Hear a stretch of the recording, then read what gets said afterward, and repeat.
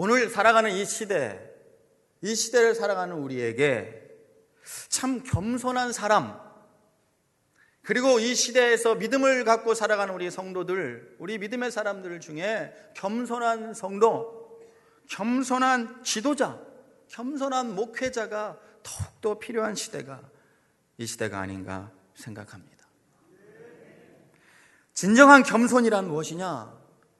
상대방, 이웃을 헐어내지 않고 세워주는 거고, 시기하지 않고 존중해 주는 것이고, 진정으로 겸손한 사람은 다른 사람을 축복할 준비가 되어 있는 사람입니다. 여러분, 하나님은요, 그런 사람들을 통해서 공동체를 세우시는 거예요. 그런 사람들을 통해서 공동체가 세워지면 그 공동체의 지경이, 그 가정의 지경이, 그 교회의 지경이 넓어지지 않겠습니까? 여러분, 명심하십시오. 하나님의 나라는 겸손한 사람을 위해 예비된 나라입니다. 교만한 자는 하나님의 나라에 들어갈 수가 없습니다. 겸손한 사람의 마음에는 성령님이 일하시고, 반대로 교만한 사람의 마음에는 악한 영이 일합니다. 그래서 공동체를 무너뜨리는 거예요. 교만한 사람의 마음이 바로 어둠이고, 교만한 사람의 마음이 바로 지옥 아니겠습니까?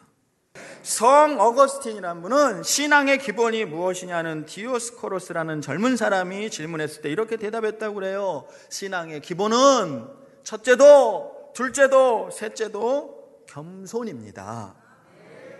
예, 신앙의 기본이고 바탕이고, 우리 주님은 겸손하고 온유한 분이시고, 그렇다면 우리가 다 아는데 이렇게 겸손하게 또 살아야 하는데, 그것을 또 원하는데, 기도하는데, 겸손해지기 위해서, 또 겸손히 살기 위해서 우리가 해야 할 일은 과연 무엇일까요? 첫 번째로는 우리 마음에 있는 이 욕심을 버려야 됩니다. 욕심. 한번 옆 사람에게 이렇게 인사합시다. 욕심을 버리고 삽시다. 여러분, 발음을 정확하게 해야 돼요. 욕심을 부리고 삽시다 이렇게 되면 안 돼요. 버리고 삽시다. 아셨죠? 버에다가 강조해서 다시 한번 인사합시다. 시작. 욕심을 버리고 삽시다. 아멘. 아멘. 그런데 이게 잘 안 되죠? 잘 돼요? 2층에 계신 분들은 잘 되나 봐요. 대답 없으신 게. 여러분, 이게 잘 안 돼요. 잘 안 돼요. 욕심을 버리고 살기가 쉽지 않아요. 겸손의 반대는 교만입니다. 교만한 사람들이 만나면 무슨 일이 일어나느냐? 오늘 성경에서도 말씀하셨어요. 교만한 사람들이 만나면 다투다가 급기야 쌈박질을 합니다. 싸워요. 오늘 여러분, 야고보서 4장 본문 앞에 1절, 2절, 3절 말씀을 한번 읽어볼까요? 같이 읽어봅시다. 1절부터 시작. 너희 중에 싸움이 어디로부터, 다툼이 어디로부터 나느냐? 너희 지체 중에서 싸우는 정욕으로부터 나는 것이 아니냐? 너희는 욕심을 내어도 얻지 못하여 살인하며 시기하여도 능히 취하지 못하므로 다투고 싸우는도다. 너희가 얻지 못함은 구하지 아니하기 때문이요, 구하여도 받지 못함은 정욕으로 쓰려고 잘못 구하기 때문이다. 예, 욕심, 교만한 사람들이 만나면 싸웁니다. 왜냐하면 그 내면을 지배하는 것이 욕심이고 정욕이기 때문입니다. 겸손은 이 욕심과 정욕을 비워내는 마음입니다. 그러므로 겸손해지려면 무엇보다도 먼저 우리 안에 끊임없이 솟아나는 이 정욕, 욕심. 욕심이란 뭐냐면요, 간단해요. 내 것 챙기려는 마음이 욕심입니다. 너무 쉽죠?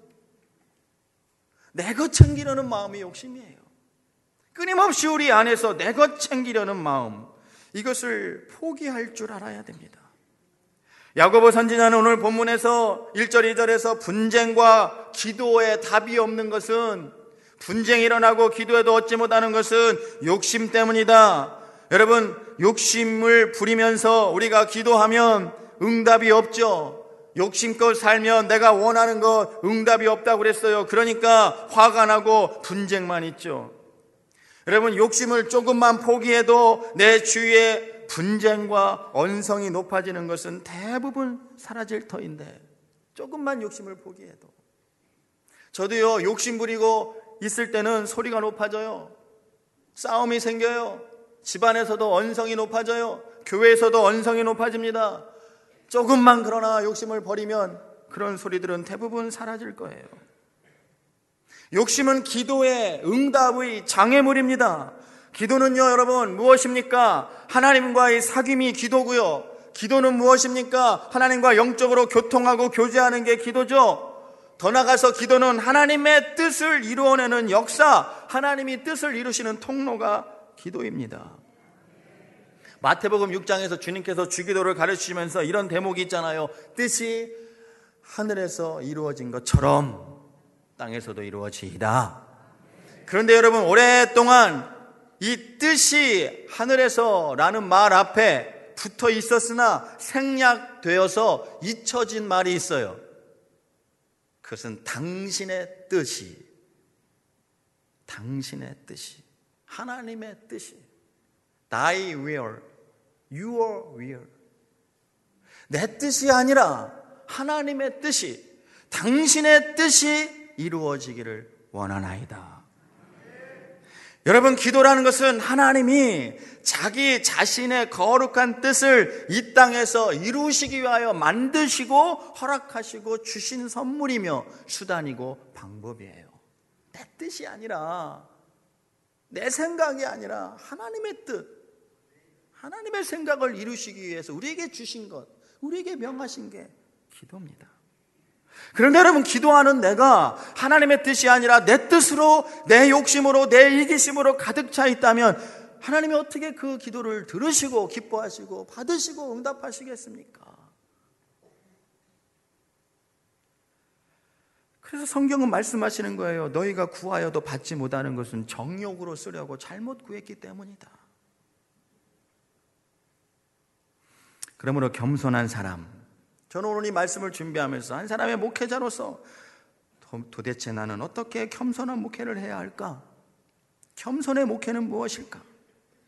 사랑하는 성도 여러분, 겸손한 사람, 겸손의 목회는 자기의 뜻을 포기하고 하나님의 뜻을 구하고 따르는 목회입니다. 할렐루야. 여러분, 목사가요, 이렇게 말씀을 준비하려고 서재에 틀어박혀서 하루 종일 뭘 하는지 아세요?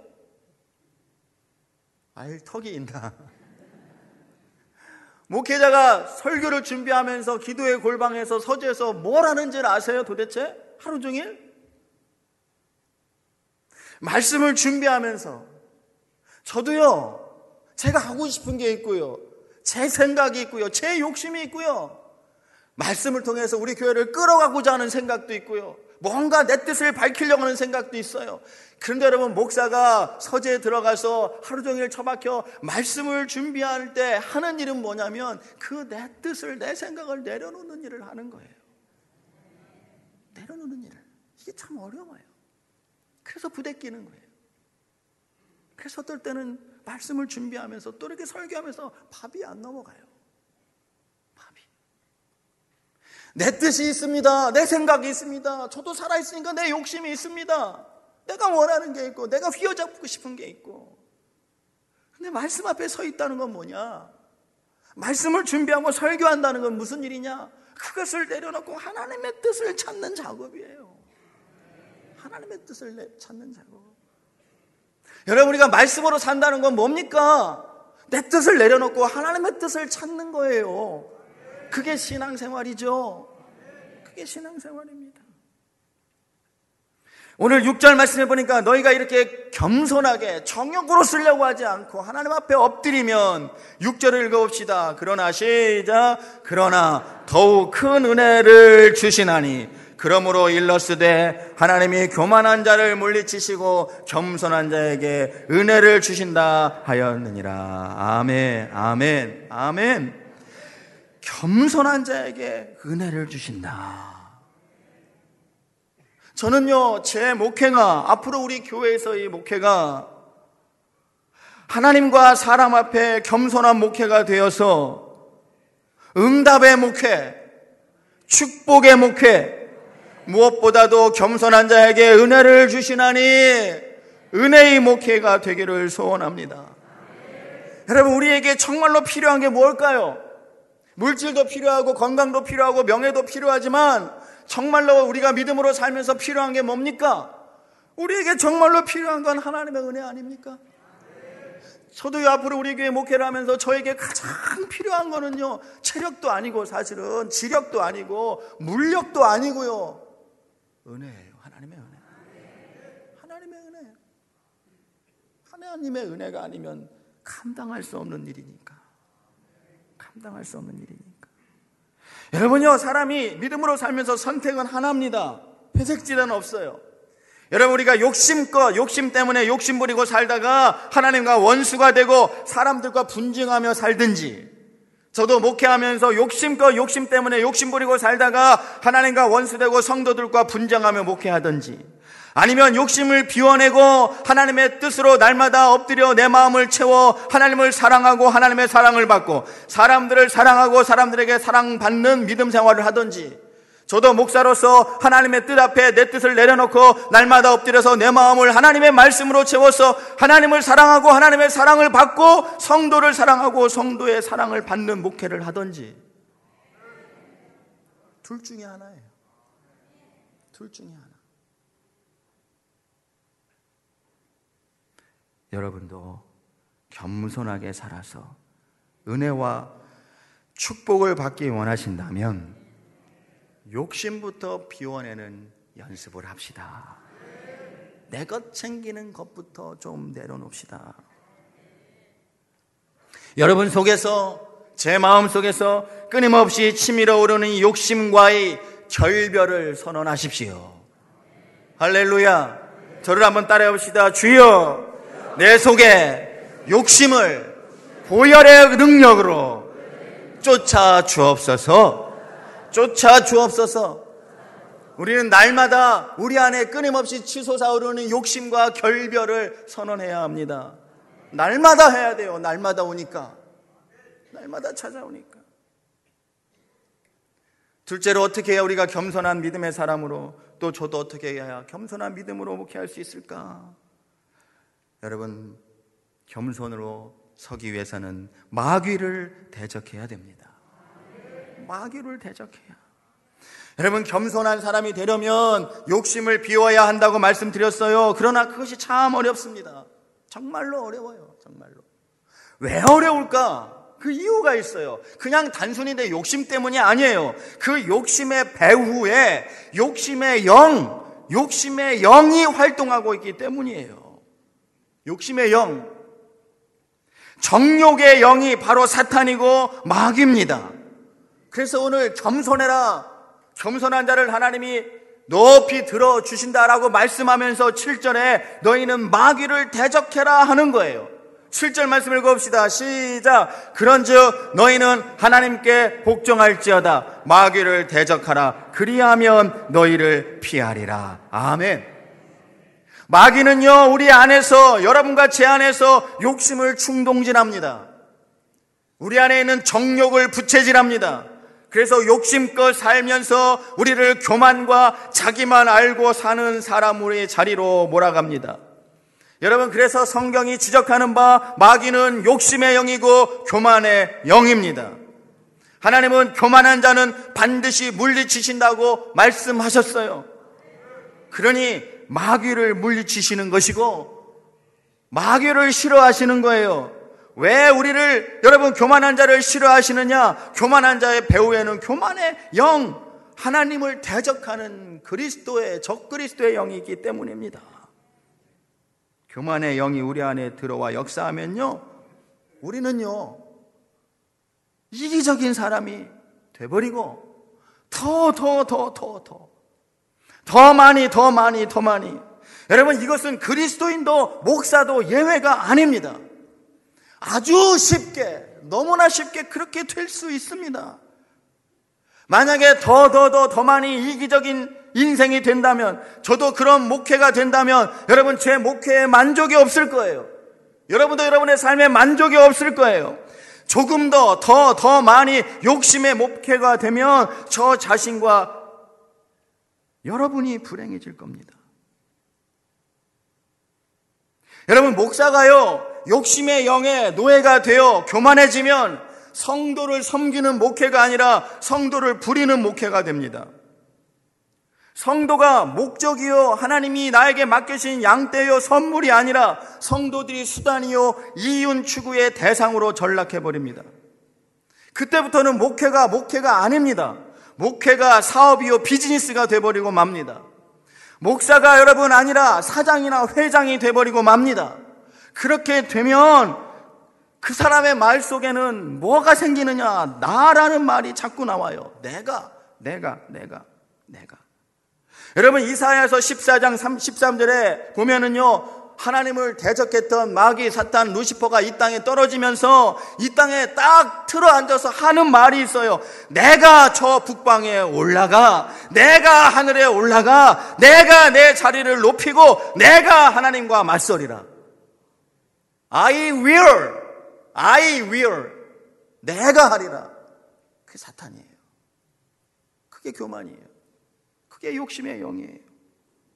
그래서 여러분, 우리가 살면서 자꾸 내가라는 말이 자꾸 나오면 사탄아 물러가라, 쫓아야 돼요. 여러분 가까운 사람들에게, 여러분 아내나 남편에게 그렇게 부탁을 해야 돼요. 내가 자꾸 살면서 내가 그러면은 사탄아 물러가라, 나한테 좀 해달라고 우리가 부탁해야 돼요.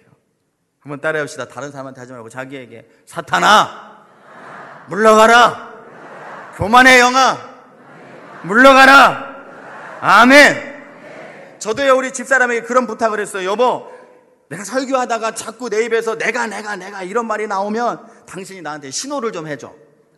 어떻게 해요? 이렇게 하고 나를 좀 쳐다봐줘. 그게 무슨 뜻이에요? 아이고, 두 눈 뜨고는 못 봐 죽었네, 이런 뜻으로 내가 알고 고칠 테니까 이렇게 나를 좀 쳐다보라고. 여러분들랑 하지 말고. 그럼 내가 설교할 수 있겠죠? 다 이러고 보면 참 웃지 못할 이야기예요. 우리가 살면서 이 교만의 영이 우리 안에 들어와요. 욕심의 영. 내가. 도대체 내가 뭐란 말입니까? 오늘 야고보 선지자는 10절에 이렇게 말합니다. 주 앞에서 낮춰라. 그리하면 주께서 너희를 높이시리라.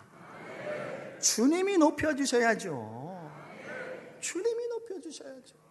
저의 목회도 겸손의 목회가 되어서, 주님 앞에서 낮추는 목회가 되어서 주님이 저를 높여주셔야죠.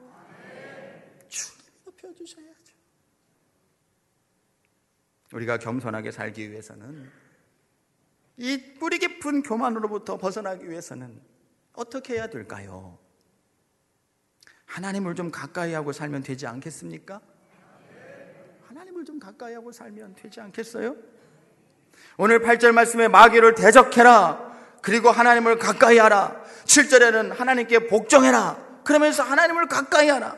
여러분, 하나님을 가까이 하면 하나님을 닮습니다. 부부지간이 오래 살면 닮는다고 그러죠. 전혀 다른 남남이 만났는데요, 닮긴 뭘 닮아요. 근데 닮아요, 진짜. 왜 닮을까요? 가까이 있으니까 닮는 거예요. 가까이 있으니까. 우리는 가까운 사람들을 닮게 마련입니다. 그래서 친구가 중요하다고 그러잖아요. 가까운 친구를 따라가니까, 닮아가니까. 사랑하는 성도 여러분, 우리가 하나님을 가까이 하라 그랬는데 하나님을 가까이 하면 우리는 하나님을 닮습니다. 그리고 하나님의 음성을 듣습니다. 그리고 하나님의 마음을 압니다. 하나님이 가까이 하시면 나를 하나님이 다스려 주십니다. 하나님을 가까이 하면 그런데 어떤 삶을 살 수 있느냐, 어떤 저도 목회를 할 수 있느냐. 인간이 여러분 하나님을 가까이 하면, 하나님 앞에 나와서 하나님을 만나면 거룩하신 하나님을 만나게 되니까, 거룩하신 하나님 앞에 섰을 때 상대적으로 더럽고 추한 내 모습을 보게 됩니다.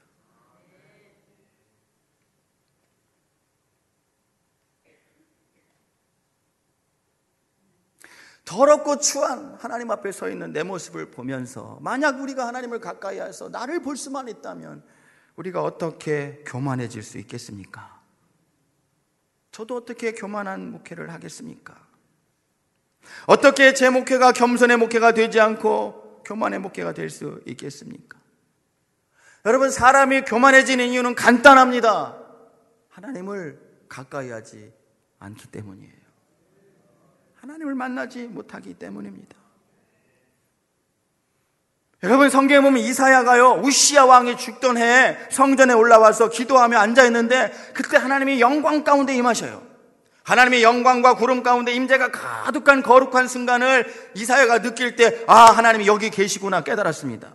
이사야가 그 순간에 하나님 앞에서 갑자기 거룩하신 하나님을 뵈니까 자기가 얼마나 더러운 사람인지를 발견해요. 그래서 자기 마음으로 이렇게 토해내기 시작합니다. 이사야 6장 5절에 보면 그때 내가 말하되 화로다 나여 망하게 되었도다. 나는 입술이 부정한 사람이요 나는 입술이 부정한 백성 중에 거하면서 만군의 여호와신 왕을 배웠다다. 내가 망하게 되었구나. 거룩하신 하나님을 가까이 하면 나의 더러운 모습을 보게 돼요. 자기 허물을 보게 돼요. 하나님을 가까이 하라는 야고보는 구전에 이렇게 좀 엉뚱한 이야기를 해요. 슬퍼하며 애통하며 울지어다. 왜 그럴까요? 왜? 여러분, 하나님을 경험하는 사람마다, 하나님 앞에 서는 사람마다, 하나님을 가까이 하는 사람마다 자기의 죄와 자기의 누추함과 어두운 부분을, 더러운 나를 발견하는 순간 하나님 앞에 슬퍼하며 애통하며 울며 엎드릴 수밖에 없어요. 오라 나는 곤고한 자로다. 누가 이 죄와 사망의 법에서 나를 건지리요? 의롭게 여겼던 바울이 한 말이에요. 사랑하는 우리 하나님께 성도 여러분, 주의 이름으로 다시 한번 여러분들을 축복합니다. 이 한 주 오늘 말씀 붙잡고 특별히 겸손의 영을 사모하며 삽시다. 일부 예배 끝나고 가면서 어떤 권사님이 저한테, 제가 어떤 분인지 몰라, 권사님이라고 하더라고. 목사님 겸손하게 살겠습니다 할렐루야 그러고 나가더라고. 예, 이 한 주 겸손하게 한번 살아봅시다. 아니, 제가 무리한 부탁 안 드릴게요. 한 달, 1년 말고 한 주만. 예? 이번 한 주만. 그 다음부터는 뭐 어떻게 하든지 괜찮아. 한 주만 한번 해보세요. 한 주만. 이번 한 주만 겸손과 온유의 영을 달라고 기도하면서 우리 주님이 겸손하고 온유하신 것처럼 우리 주님 바라보면서 하나님, 이 한 주만 제가 정말로 하나님 앞에 나를 낮추게 하여 주시고 하나님 나에게 겸손의 영을 부어주셔서 내게 은혜 주옵소서. 여러분, 저를 위해서도 기도하실 때 하나님, 우리 목사님이 겸손의 종이 되어서 은혜의 목회를 하게 하여 주옵소서. 할렐루야. 주의 이름으로 축원합니다.